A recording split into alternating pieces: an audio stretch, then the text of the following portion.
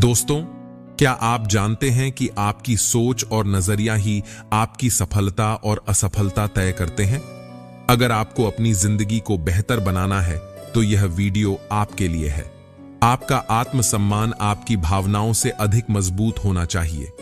सफलता को अपने सिर पर मत चढ़ने दो और असफलता को अपने दिल में मत उतरने दो। नमस्कार दोस्तों, आपके परिवार स्पिरिचुअल सोल में दिल से स्वागत है। आज हम आपके साथ कुछ बेहद महत्वपूर्ण और जीवन बदल देने वाली बातें साझा करने वाले हैं। साथ ही प्रेरणादायक कथा भी सुनेंगे जो न केवल आपकी सोच को बदल सकती है बल्कि आपके जीवन के हर पहलू में शांति और समझ का रास्ता खोल सकती है। तो मेरे प्यारे दोस्तों, कृपया इस ज्ञानवर्धक वीडियो को पूरा देखें, क्योंकि यहां आपको वो बातें मिलेंगी जो आपके जीवन को सकारात्मक दिशा में बदल सकती हैं। आइए बिना किसी देरी के इस अद्भुत यात्रा की शुरुआत करते हैं। मान लीजिए एक ऐसा व्यक्ति जिसने अपनी असफलताओं को सीखा और उसे अपना हथियार बनाया, वही व्यक्ति जीवन में सबसे बड़ा बदलाव लाता है। क्या आप भी ऐसा करना चाहते हैं? तो सुनिए ये बातें जो आपकी जिंदगी बदल सकती हैं। एक अच्छे इंसान बनो, लेकिन इसे साबित करने में अपना समय बर्बाद मत करो। याद रखें, असल ताकत वह होती है जो बिना बोले दिखती है। क्या कभी आपको ऐसा लगा कि आपकी जिंदगी ठहर गई है? तो आज इस वीडियो के बाद आप एक नया नजरिया लेकर जाएंगे। जो बातें आपको सुनने में आसान लगती हैं, वही अक्सर जिंदगी को सबसे बड़ा बदलाव देती है। आपके पास जीवन में 3 विकल्प हैं।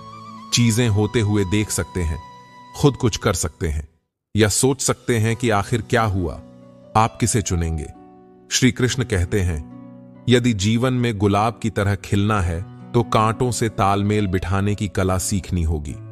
यह संदेश हमें सिखाता है कि जीवन में हर चुनौती को स्वीकार करना और उनसे सीखना जरूरी है। अगर आप सोचते हैं कि आप कुछ नहीं कर सकते, तो यह आपकी सबसे बड़ी भूल है। सच यह है कि आप सब कुछ नहीं कर सकते, लेकिन बहुत कुछ ऐसा है जो आप कर सकते हैं।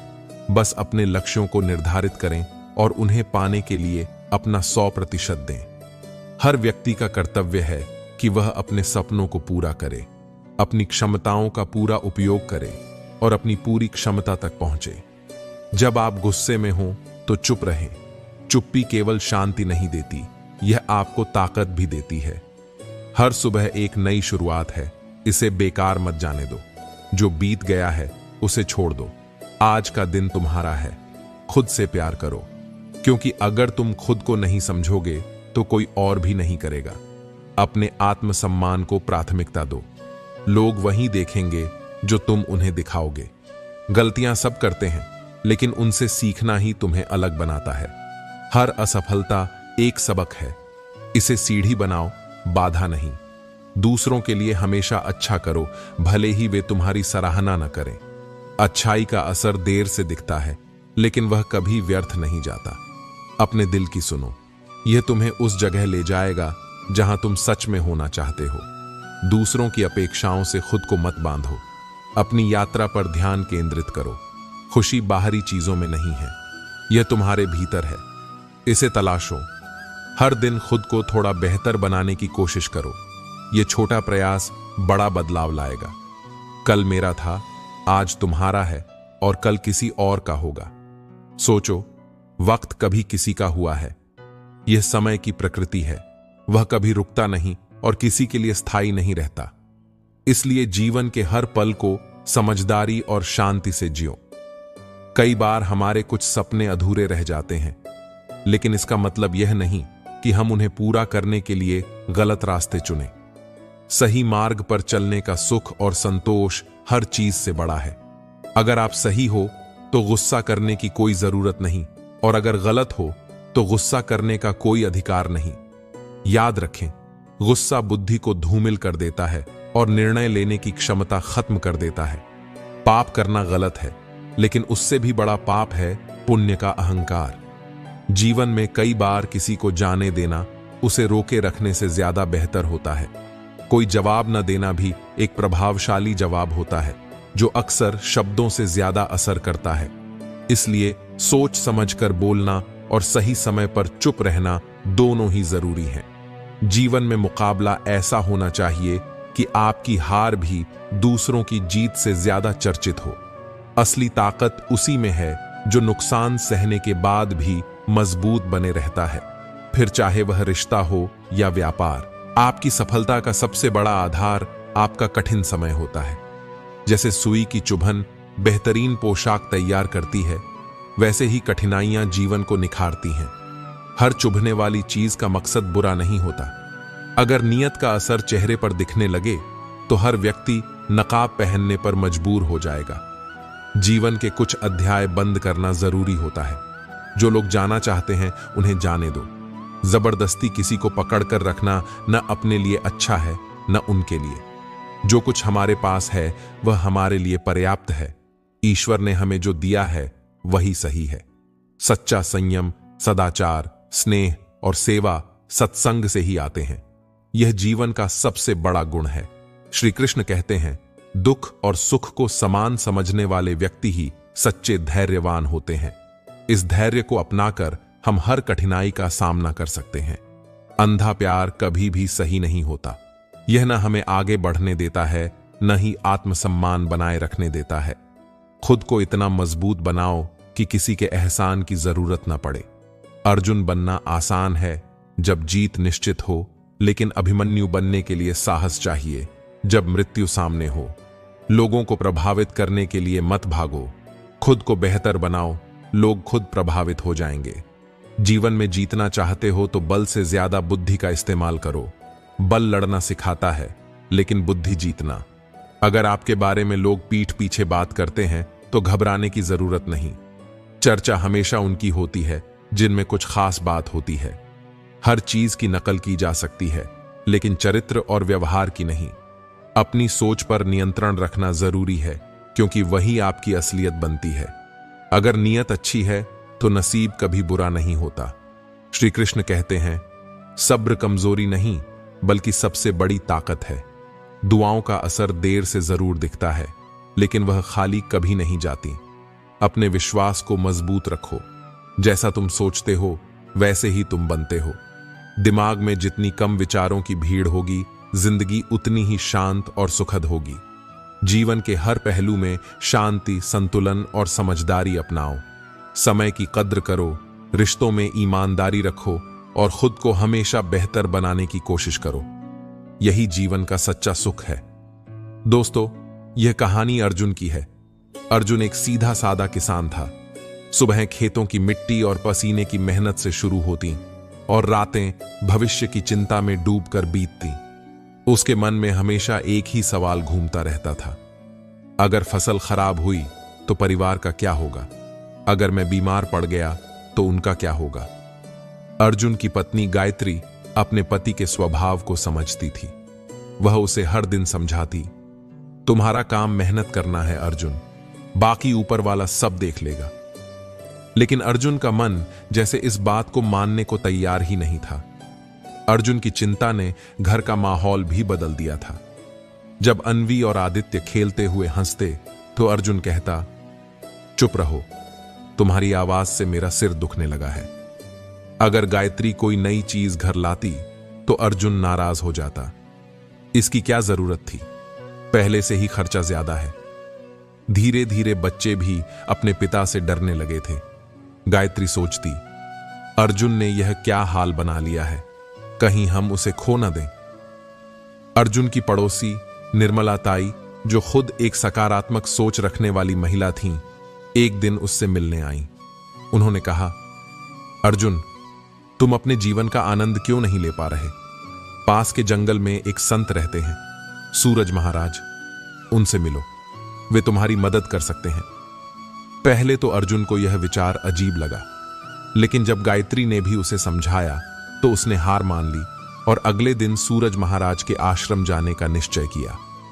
अर्जुन सुबह सुबह अपने बैल और हल को किनारे रखकर जंगल की ओर चल पड़ा। रास्ते में उसने झरने, पक्षियों और शांत वातावरण को महसूस किया। उसे यह एहसास हुआ कि वह कितने दिनों से इन छोटी छोटी खुशियों को अनदेखा कर रहा था। आखिरकार अर्जुन आश्रम पहुंचा। वहां उसने सूरज महाराज को देखा। वे साधारण वस्त्र पहने पीपल के पेड़ के नीचे बैठे थे। उनके चेहरे पर अद्भुत शांति और मुस्कान थी। अर्जुन ने उन्हें प्रणाम किया और अपनी सारी परेशानियां विस्तार से बताईं।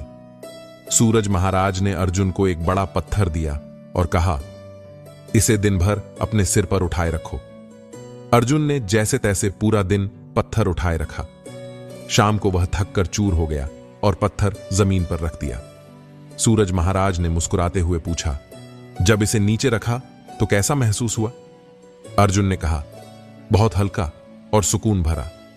सूरज महाराज बोले, तुम्हारी चिंता भी इसी पत्थर की तरह है। जब तक तुम उसे अपने सिर पर उठाए रखोगे वह तुम्हें थकाएगी, लेकिन जब तुम उसे छोड़ दोगे तुम्हें शांति मिलेगी। अगले दिन सूरज महाराज ने अर्जुन को पास की नदी के पास बैठकर केवल बहते पानी को देखने को कहा। अर्जुन ने कई घंटों तक बहते पानी को देखा। शाम को महाराज ने पूछा, तुमने क्या देखा? अर्जुन ने कहा, पानी बह रहा है, हर क्षण यह बदलता रहता है। महाराज ने समझाया, पानी की तरह जीवन भी चलता रहता है। जो अतीत में बह गया उसे पकड़ने की कोशिश मत करो, बस वर्तमान में जियो। 7वें दिन सूरज महाराज ने अर्जुन से कहा, अब तुम अपने गांव लौट जाओ, लेकिन याद रखना तुम्हारे जीवन का हर पल अनमोल है। चिंता में डूबकर उसे बर्बाद मत करो। मेहनत करो और जो होगा उसे स्वीकार करो। अर्जुन को लगा कि जैसे उसके भीतर कोई बदलाव हो चुका है। गांव लौटने के बाद अर्जुन ने अपने विचारों पर काम करना शुरू कर दिया। उसने बच्चों को खेलने से रोकना बंद कर दिया। गायत्री की हर छोटी बात पर नाराज होने के बजाय उसने मुस्कुराना शुरू कर दिया।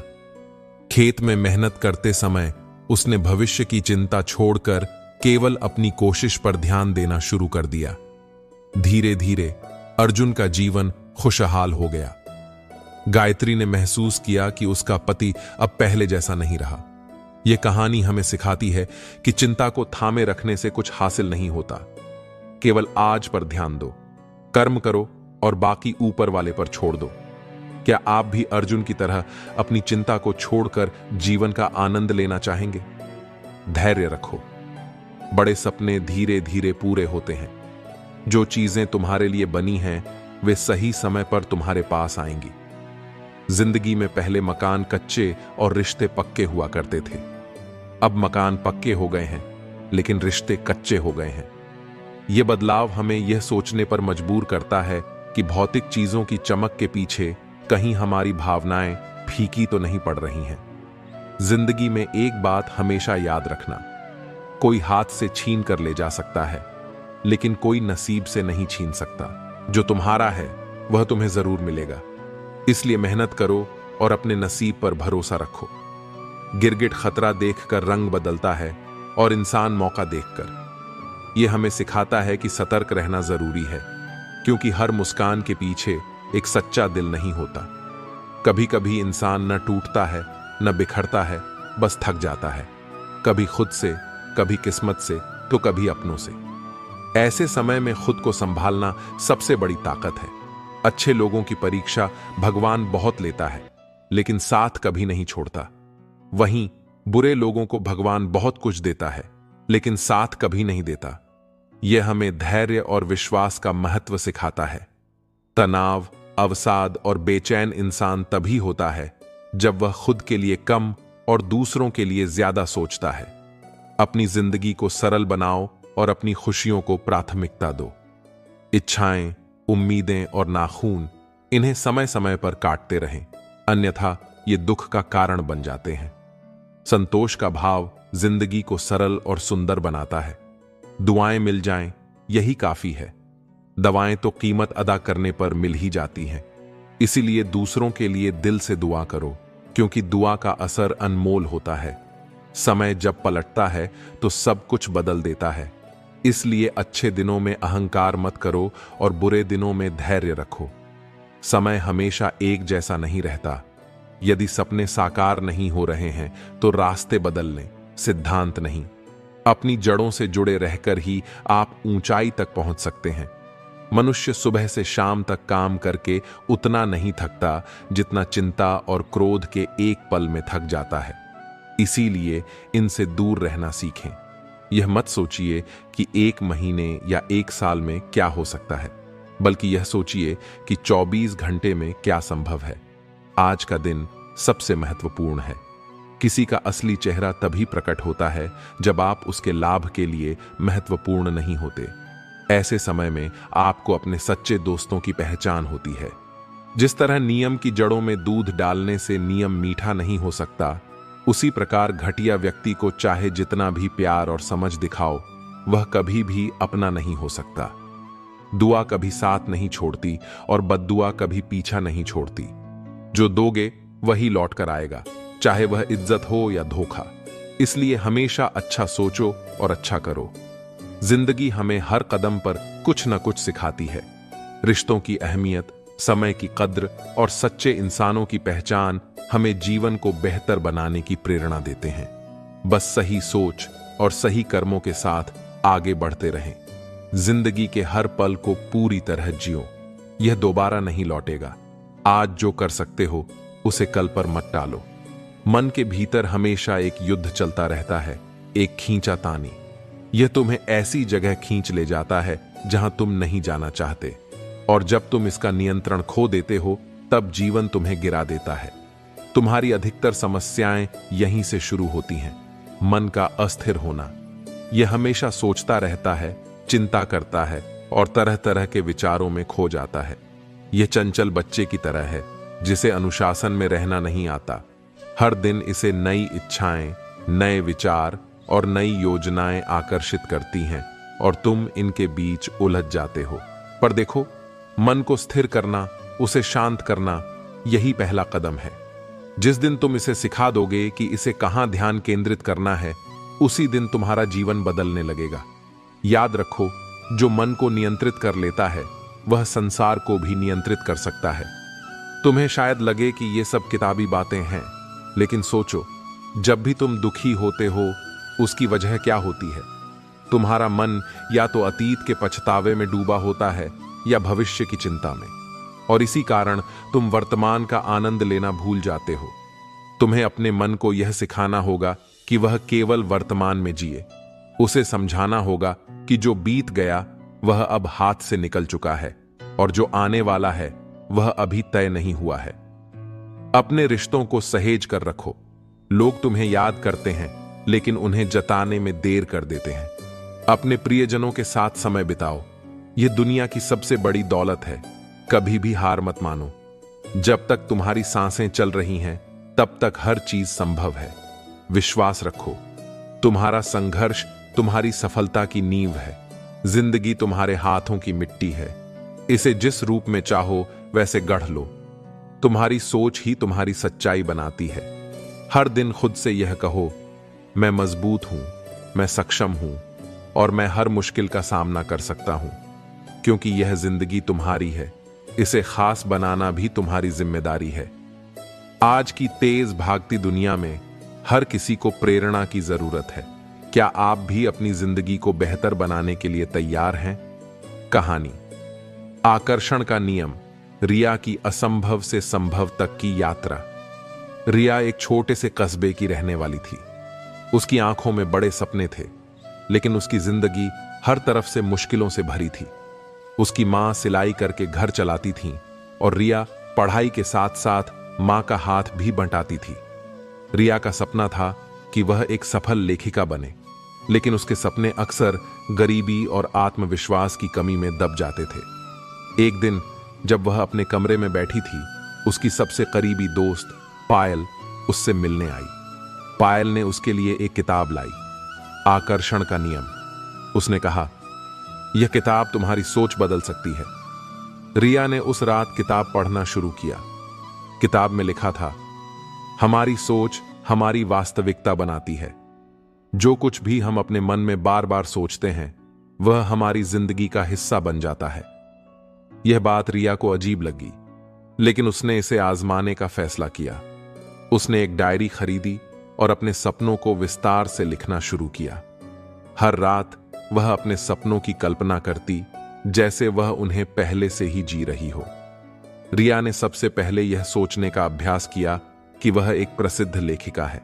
उसने अपनी कहानियां लिखनी शुरू की और उन्हें ऑनलाइन प्लेटफॉर्म पर पोस्ट किया। लेकिन शुरुआती दौर में उसे निराशा हाथ लगी। उसके लेखों पर बहुत कम लोग प्रतिक्रिया देते थे। एक दिन उसने हार मानने का सोचा। तभी पायल ने उसे याद दिलाया, सपने को साकार करने में समय लगता है, अपने विश्वास को बनाए रखो। रिया ने अपनी कल्पनाओं को मजबूत करना जारी रखा और हर दिन खुद को याद दिलाया कि वह एक सफल लेखिका बन सकती है। रिया की मेहनत रंग लाई। एक दिन उसके एक लेख पर एक प्रसिद्ध ऑनलाइन मैगजीन का ध्यान गया। उन्होंने न केवल उसका लेख प्रकाशित किया, बल्कि उसे अपने प्लेटफॉर्म के लिए और लेख लिखने का प्रस्ताव भी दिया। यह रिया के लिए पहला बड़ा कदम था। अब रिया ने अपनी डायरी में और भी बड़े सपने लिखे। उसने कल्पना की कि वह बड़े मंचों पर बोल रही है, हजारों लोग उसकी कहानियां सुन रहे हैं।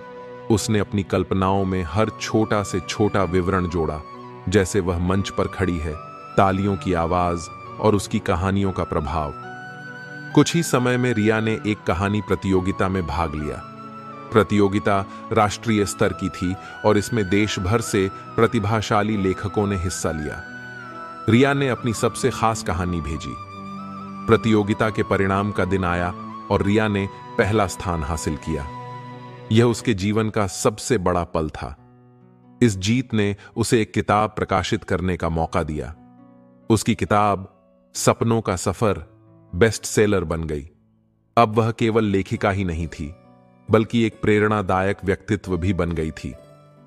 कुछ सालों बाद जब रिया ने अपने संघर्ष के दिनों को याद किया, उसने महसूस किया कि उसकी सोच और विश्वास ने उसकी जिंदगी को बदल दिया।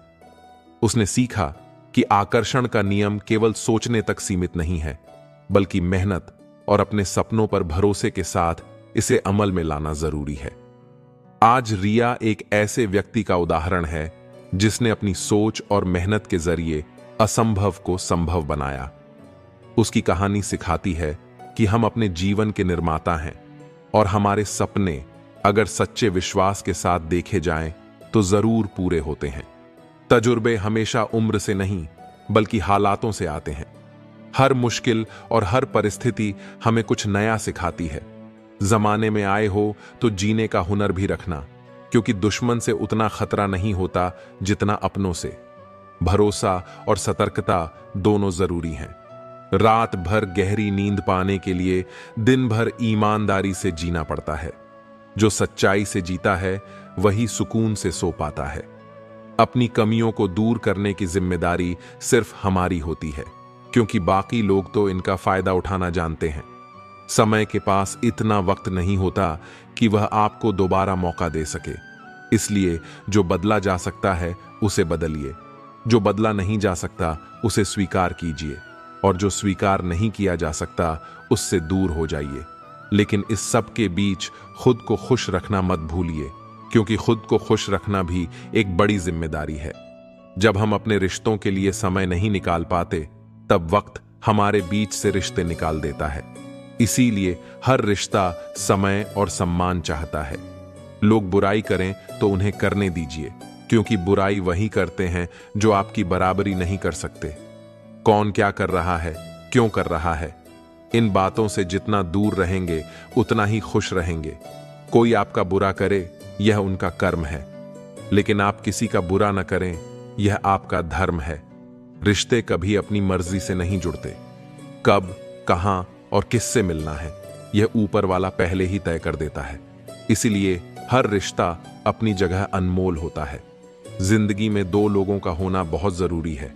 एक कृष्ण जो बिना लड़े भी जीत पक्की करवा दे, और दूसरा कर्ण जो हार सामने हो फिर भी आपका साथ न छोड़े। इंसान गलत काम करते समय दाएं बाएं आगे पीछे तो देखता है, लेकिन ऊपर देखना भूल जाता है। जो इंसान ऊपर वाले को याद रखता है वह कभी गलत काम करने की हिम्मत नहीं करता। भगवान श्री कृष्ण कहते हैं कि जो भी मेरा भक्त श्रद्धा से मुझे भजता है, मेरा नाम जपता है, मेरी पूजा करता है और मुझसे प्रेम करता है, मैं उसके सारे कष्ट हर लेता हूं। मैं उसे वह सब सुख प्रदान करता हूं जिसकी वह कामना करता है। भक्त अगर मन से भगवान को याद करे तो भगवान उसकी रक्षा जरूर करते हैं। खुश रहना चाहते हैं तो दूसरों की बातों पर कम और अपने विचारों पर ज्यादा ध्यान दीजिए। जो मन को सुकून देता है वही सही है, और जो सुकून में खलल डाले उससे दूर हो जाइए। जीवन का यही सबसे बड़ा सबक है। श्री कृष्ण कहते हैं, इस समय जो भी तुम्हारे पास है उसका सम्मान करो, खुश रहना सीखो, जो मिला है उसका धन्यवाद करो। जीवन में संतोष ही सुख का आधार है। यदि आप अपने गुणों को पहचानेंगे तो यह आपकी नींव को मजबूत बनाएगा, लेकिन इसके साथ ही अपने अंदर की कमियों को भी स्वीकार करना जरूरी है। इससे आपका चरित्र मजबूत होता है। जो व्यक्ति अपनी कमजोरियों को समझकर उन्हें सुधारने का प्रयास करता है, वही सच्चे अर्थों में जीवन में आगे बढ़ता है। दूसरों को माफ करना भी एक बड़ी कला है। माफी देने वाले लोग दरअसल खुद से प्यार करते हैं।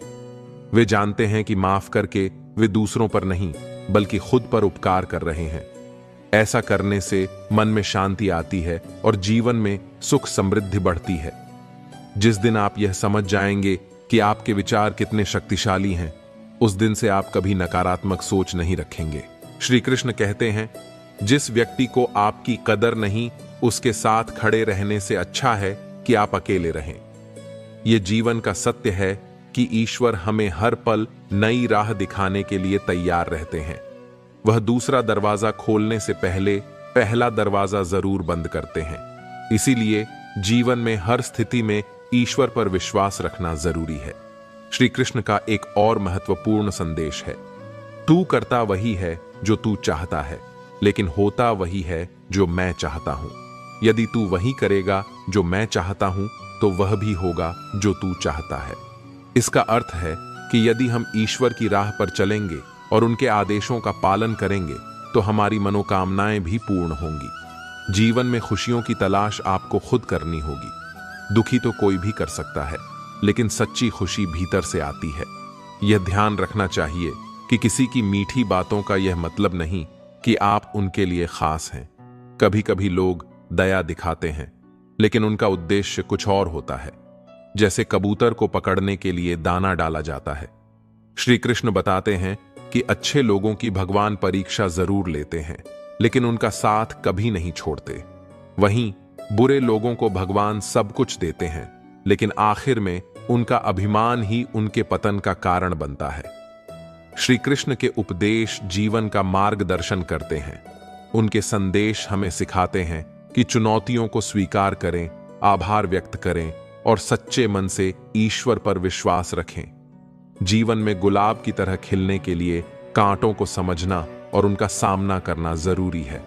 यही जीवन की सच्ची कला है। एक समय की बात है, प्रागत ज्योतिषपुर नामक राज्य पर नरकासुर नामक असुर का शासन था। वह अपने प्रारंभिक जीवन में एक महान योद्धा था, लेकिन शक्ति और अहंकार ने उसे अत्याचारी बना दिया। उसने देवताओं, ऋषियों और संतों को सताना शुरू कर दिया। उसके अन्याय और क्रूरता से सभी त्रस्त थे। नरकासुर इतना दुष्ट हो गया था कि उसने 16,000 राजकुमारियों को बंदी बना लिया और उन्हें अपने महल में कैद कर दिया। वे राजकुमारियां हर दिन अपनी मुक्ति के लिए प्रार्थना करतीं, लेकिन कहीं से कोई मदद नहीं आ रही थी। पीड़ा देखकर देवताओं ने भगवान श्री कृष्ण से प्रार्थना की। नारद मुनि ने जब श्री कृष्ण से यह सब बताया, तो उन्होंने तुरंत नरकासुर के अंत का निश्चय किया। लेकिन यह केवल युद्ध की बात नहीं थी, यह धर्म की स्थापना का कार्य था। यह उन सभी महिलाओं को उनका सम्मान वापस दिलाने की जिम्मेदारी थी जो समाज द्वारा भुला दी गई थीं। श्री कृष्ण अपनी पत्नी सत्यभामा के साथ इस अभियान पर निकले।